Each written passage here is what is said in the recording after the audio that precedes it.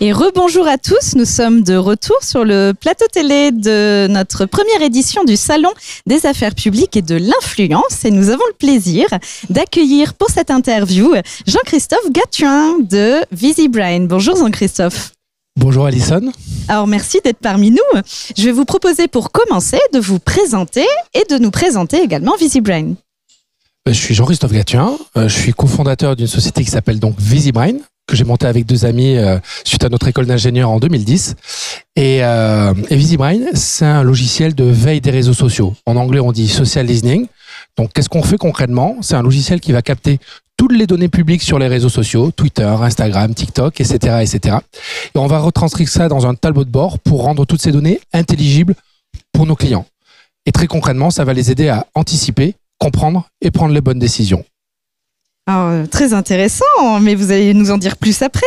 Mais dans l'immédiat, quelle est la part de marché que représentent finalement les affaires publiques pour une société comme VisiBrain? Est-ce que c'est un segment qui est important pour vous?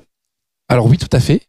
C'est vrai que nous, historiquement, on travaillait plutôt avec les métiers de la communication sur des enjeux d'e-réputation. Et on en parlait justement tout à l'heure à la table ronde, justement, où toute la problématique, c'était cette hybridation entre les métiers de la communication et des affaires publiques. Et c'est vrai qu'on travaille aussi bien avec des marques et des agences.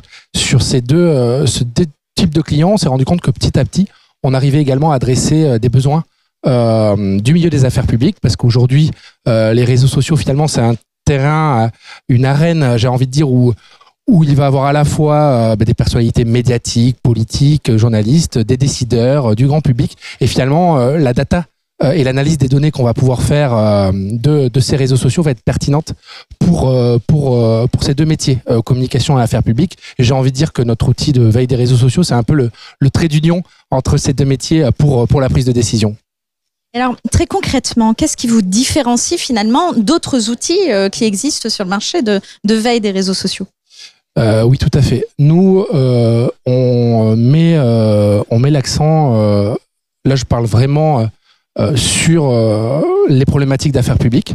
Donc déjà, en plus d'un outil, on fournit quand même un accompagnement de nos utilisateurs, c'est-à-dire qu'on va avoir toute une équipe qui va former nos utilisateurs, donc typiquement des professionnels des affaires publiques, à bien utiliser l'outil, bien le paramétrer, bien l'utiliser selon ses problématiques. Et comme on le disait, le segment des affaires publiques représente une part significative de nos clients, et donc on a une certaine expertise à mettre en place les bonnes choses, à vraiment les accompagner à mettre en place les bonnes stratégies de veille pour leurs besoins.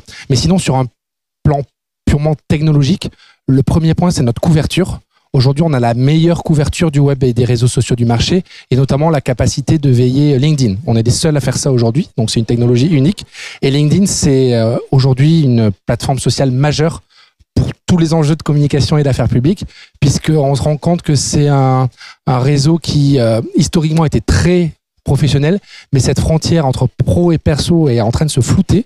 On voit des youtubeurs, Enjoy Phoenix qui se met à LinkedIn, le présentateur Arthur qui se met à LinkedIn, et du coup LinkedIn devient vraiment une plateforme, à notre sens, une plateforme sociale majeure, et en particulier pour tout ce qui est construction de l'opinion aujourd'hui. Elle prend peut-être même une part de terrain sur ce qui était auparavant Twitter, X, et donc du coup ce premier point fort technologique de savoir veiller LinkedIn, c'est quelque chose qui fait vraiment la différence aujourd'hui.